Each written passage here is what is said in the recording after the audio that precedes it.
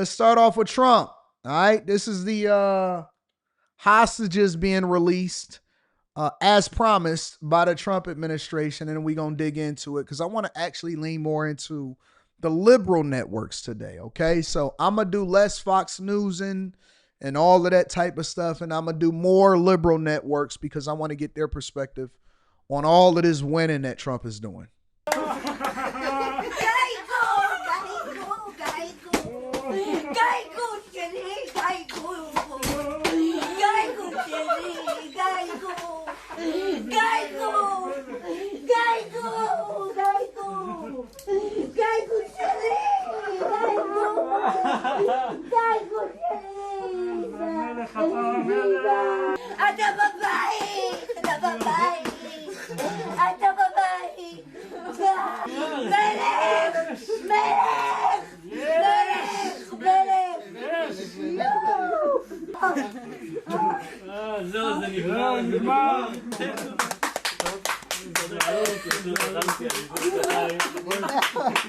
איך זה טל ועומר דבר ראשון שאלו?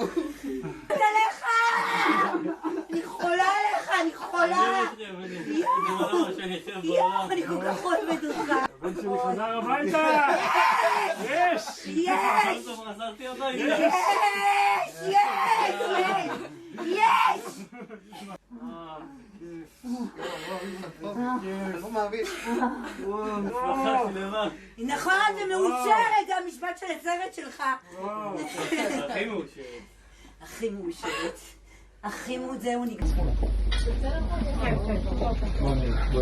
שמע ישראל, אדוני אלוהינו, אדוני אחד. ברוך אתה, אדוני אלוהינו מלך העולם, שהחיינו וקיימנו והגיענו לזמן הזה. עצם חיים שלי, האור שלי, הלב שלי, הלב שלי, הלב שלי. די, זה מאחוריין כבר. נשמות שלי, אוי, שנתיים, יום יום. חיים שלי כפרון עליך, הלב שלי, חזור לי החיים. תודה לאנשים שהחזירו אותך חיים. תודה.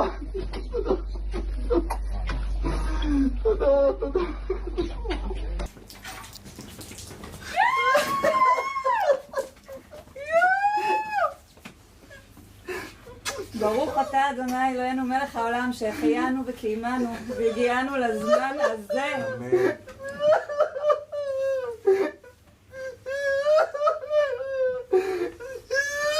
So for those of you that may be just tuning in and you're trying to figure out what is going on, of course, Trump secured last week, Trump secured a ceasefire and a peace deal between Israel and Hamas and via Gaza. And part of that deal was the release of the hostages, the remaining hostages that were still alive. And there were a lot of people that were skeptical about it. And even though Trump had did one of the biggest things, you've seen a lot of people running around with the Free Palestine flags and all of that stuff on the left and all of the liberals, and they was trying to get mad at Republicans and the Trump administration. As a result of it, the Biden administration would never, ever, ever have secured such a deal. Kamala Harris would never, ever, ever secure such a deal. The Trump administration and Trump himself, who deserved the Nobel Peace Prize, and the Nobel Peace Prize winner actually dedicated the award to Trump, which I think he's probably going to get it next year. These are the remaining hostages that were handed over and freed and handed back over to their families as a result of it. Now, there was Democrat after Democrat after Democrat after Democrat that wouldn't give Trump his credit. And they were saying, I'll believe it when I see it. I'll believe it when the hostages are freed and stuff. And so this is a very meaningful thing in securing peace and continuing a ceasefire between Israel and Hamas, right? And so while Trump continues to end wars and stop other countries from making weapons of mass destruction in real life, and he's also securing peace in African countries and sending people back to their countries and still championing America in the first and at the same time stopping crime inside of the United States of America. He's done all of this in 9 months. He's done all of this in 9 months. 9 months. It is so great that there are people that are wearing Trump hats and MAGA hats all across the world because they are so excited between the peace and people being able to go back to their home countries. And so what you're witnessing right here is the remaining hostages being returned back to their families, and everybody is excited. And I know it's in a different language that a lot of us probably don't understand and all of this stuff, but you can tell the excitement and the sentiment that is happening when people are being returned back to their families.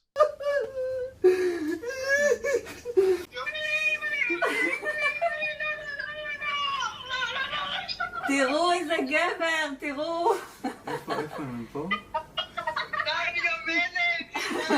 רועי התחיל טט.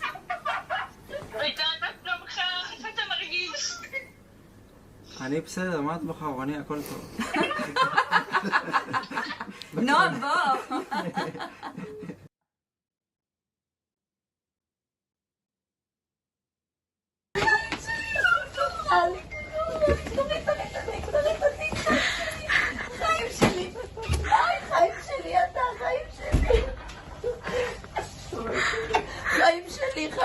חיים שלי, אתה אלוף גיבור, כפרה עליך אני, כמה החיות שלך מחכות לראות אותך, ואילנה, חיים שלי ונוני, כל העולם חיים שלי, אתה, בטח, החזירו לי אותו אחרי 4 ימים, אתה לא מבין, טונטון, אתה לא מבין, חיים שלי, מה? כפרה עליך אני, זה החיים שלי, אתה רוצה לשתות, כפרה עליך. So you get the sentiment, and they were released and you know, different documentation. And so the Trump administration got it. So now we're going to go over to CNN and get their take on it with this whole hostage release, securing this ceasefire and peace deal. And we want to understand what the left really thinks of it. Looking at live coverage and live pictures from Ben Gurion Airport outside Tel Aviv. That, of course, is Air Force One. President Trump is expected to arrive there very shortly.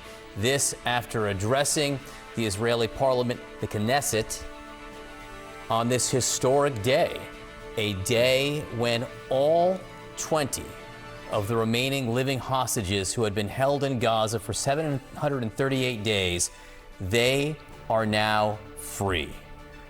During his speech, the Knesset, President Trump was greeted by really a thunderous standing ovation. You can hear the gavel right there. This after the U.S. brokered a ceasefire between Israel and Hamas. The president called it, the quote, the historic dawn of a new Middle East. Let's listen to a brief moment of that speech. In an unprecedented achievement, virtually the entire region has endorsed the plan that Gaza will be immediately demilitarized, that Hamas will be disarmed, and Israel's security will no longer be threatened in any way, shape, or form. All right, we have pictures now of where President Trump is headed. That's Sharm el-Sheikh in Egypt. He will attend a summit which is ostensibly on the future of Gaza with the leaders of 20 other countries there. But just a look at the signage that they have up as they are going to be arriving. Peace in the Middle East. I mean, this is setting up to be, they are setting a high bar for what they want to accomplish on a very big day. And you can see a podium there, lots to come here. And as we are going to begin a very long road to recovery. Let's get back to Tel Aviv. That's where CNN's Kaylin Collins has been standing by reporting all morning.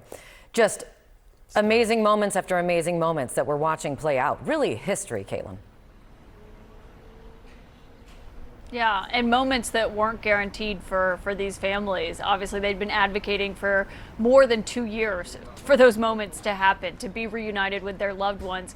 And you just showed those helicopters. They've been flying overhead where we are all day, Kate, because they're landing just past Hostages Square, where Clarissa has been reporting from, at the hospitals here, ferrying those hostages back and forth. They were able to have initial medical checks, reunite with some of their loved ones, and then go on to hospitals for further evaluations where more of their family members could be. And you've just seen those beautiful moments playing out, including people who were kidnapped together into Gaza and finally being reunited in this moment. And so we've seen that play out before in previous hostage releases, but now seeing it play out this time, obviously, it just hits really close to home for so many people here as they're breathing a sigh of relief here. And on the political front, the president just spoke about this, getting all these hostages home as he was addressing the Israeli parliament here. And now he is headed for the airport. We're waiting for him to board Air Force One before he heads to Egypt to go to Sharm el Sheikh. We have full coverage across the region as we are watching those moments. And I want to go to CNN's Jeremy Diamond. And obviously, Jeremy, we just talked about those emotional moments. And you're exactly where all of these hostages are being brought after they are released onto Israeli soil. Yeah, that's right, Caitlin. We have another helicopter that just landed here. We saw at least one of those newly freed Israeli hostages getting off the helicopter and then walking on his own 2 feet towards these buses that are waiting here. There are crowds of Israelis as well that cheer every time they hear one of these helicopters coming in, once they see the buses passing as well. Moments ago, we saw a couple of the other hostages who just arrived here at Sheba Hospital. One of them got out of the window and started waving to the awaiting crowd. Obviously, for their families, we know the anguish that they have been through for more than 2 years, the incredibly emotional reunions that these are. But just think about the emotions that the former hostages themselves are experiencing right now. They have spent more than 2 years in incredibly isolating conditions. Many of them have been kept in tunnels, deep underground, have not seen the sun for months and months and months. And now they are finally being reunited with their families. They're back home in Israel for the first time. They're seeing sunlight. They're seeing their fellow Israelis. It can be incredibly overwhelming for these newly freed hostages. I can tell you that personally from having spoken with many of them, many of those who were released in the previous ceasefire and hostage release deals. And you can see right here, actually, if we pan over briefly, these are the buses carrying one of those newly freed hostages as they arrive here at Sheba Medical Center. And these scenes have been playing out all day. We expect at least one more helicopter to arrive here at Sheba Medical Center. 2 other hospitals in Tel Aviv have also been receiving hostages and have been prepared for this very same scenario. So basically, we're on a path to world peace. And Trump is not only getting results here inside of the United States of America, but he's also getting results across the world. MSNBC, I've been watching and people been sending me footage from MSNBC, CNN, ABC, CBS, all of these different networks that is basically forced to praise Trump. Some of them, they are hurt as a result of it. Some people that are being interviewed, they are in shambles that they actually have to give Trump some credit and that they can't keep hiding behind these fake narratives that's been made up about him, saying that he's some kind of dictator, that he wants to ruin the world, that he's trying to destroy everything. Meanwhile, Trump is working tirelessly. We've seen him almost every single day of his presidency. We've seen him almost every single day of his presidency. We've seen J.D. Vance. We've seen Trump. We've seen Marco Rubio. We've seen RFK. We've seen Scott Bessent. We've seen them working and being so transparent about what is happening and what they are working on and what they're going to do and what they're executing on, that now he only has one more hurdle to clear. If he clears that hurdle, Democrats is going to be in shambles. Democrats may not get any control of any three branches of the government.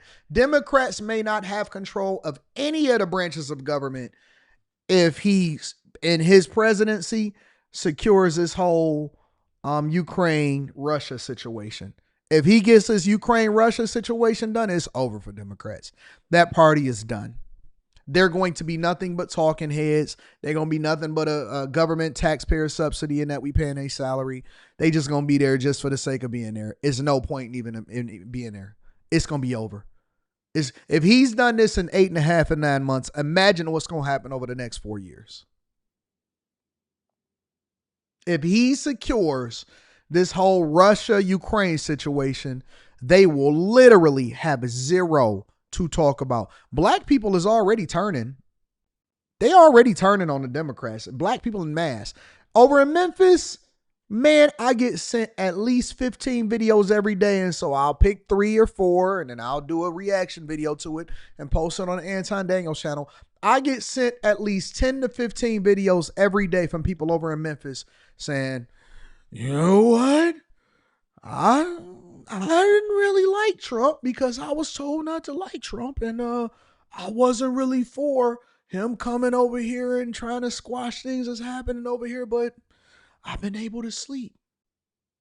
And my kids can play now. And I can't believe that I'm out here and I'm just having a good time and ain't nobody died and I ain't heard no gunshots and no sirens has been in over the last week and a half, 2 weeks. And one by one, they are turning. One by one, they like, you know what? It is better over here. It's safer. We ain't got to worry about nothing over there. Now, you still got to go to work. You still got to feed your family. You still got to pay your child support. It don't stop that. It don't stop that. You know what I'm saying? He can't fix your whole life, but he's creating the environment that allows for you to be able to thrive. And fundamentally, all right, we're going to go into the next story. But fundamentally, I want you to understand this, that the difference between Democrats and Republicans, because I know that it's a lot of people that don't understand it. You are Democrat because that's the way that your parents told you to vote. That's the way your girlfriend told you to vote. That's the way your uncles have already voted. That's the way your mama raised you to be. And it's not your fault. It's not your fault, right? You are Democrat because that's just the way you was programmed to be. You don't understand the difference between the parties. And no matter how much demon activity and liberalism that they have showing you in front of your face, you keep on pretending like, you know what, but it's Kamala Harris. Listen, bro, these are people that are the biggest proponents for the things that you don't want for your kids. And that's the thing that you got to think about. The difference between Democrats and Republicans is fundamentally this, all right? Democrats want more government control. Democrats want to tax you more. They want to ultimately restrict innovation. And they want to continue to control how you vote by disabling your options and tying you to the federal government. Republicans, and this is on a fundamental level, even if we rule out wars and all of this stuff, Republicans want smaller government, less taxes, less property taxes, no property taxes. I just listened to DeSantis say that property taxes is theft. Taxing other countries to do business inside of the United States of America so that we can have reduced taxes, more opportunities, and then you be able to make it on your own. You shouldn't have no handouts. Free you, allow for you to run, make sure that you're not breaking the law and committing crime and ruining your communities and doing whatever it is that you want to do and have the free. Even if you want to, listen, I know that Mr. Allen is in the chat. I know that Malik Two-Turn. I know that Alan Trent. I know that they pillow biters. Guess what? Republicans don't care if you a pillow biter. They just don't want you to put it in the schools. They just don't want you promoting it in books. They just don't want you to try to go into a woman's bathroom just because y'all pillow biters. That's the difference. We're not morally for what you do, but we are governed by our Constitution. And so we want you to have the freedom to do what you want to do in your bedroom as long as you're not hurting nobody else. People don't even know that. We're not against you being a pillow biter. You can bite as many pillows as you want. We're against you going into another woman's bathroom pretending like you a girl.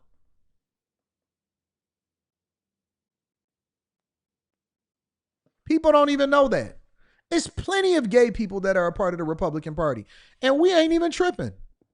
We don't care if you like men. We don't care if you like men that like men. Only thing we asking you to do is to go get tested and to tell your wife that you like men so that you don't bring her a disease. That's all we saying. We're not tripping off of that. Now, we may fundamentally disagree with you. I disagree with a lot of things that people do. But that don't mean that I'm going to restrict your right to go and get your butt ate by another man. Do you? That is the freedom that you have now. If you was, and it's funny. Ain't it funny this, right? This is the funniest part about this whole conversation. And we're going to go over to the next thing. Isn't it funny how hypocritical it is, right? And this is the hypocrisy that comes along with it. These people will be against Trump and conservative values, right? Right? And then they'll advocate for illegal migrants in places that don't even agree with what you do and what your lifestyle is. If you went over into another country that you're advocating for against the Trump administration and Republicans and conservatives, they would stone you. They would throw you in jail for publicly having affection for another man, for dressing up like a woman and going into a woman's bathroom, for your views and the things that you believe. And this is how you know they got Trump derangement syndrome. They would actually jail you and probably kill you publicly, depending on which country you go to. And that's across the board.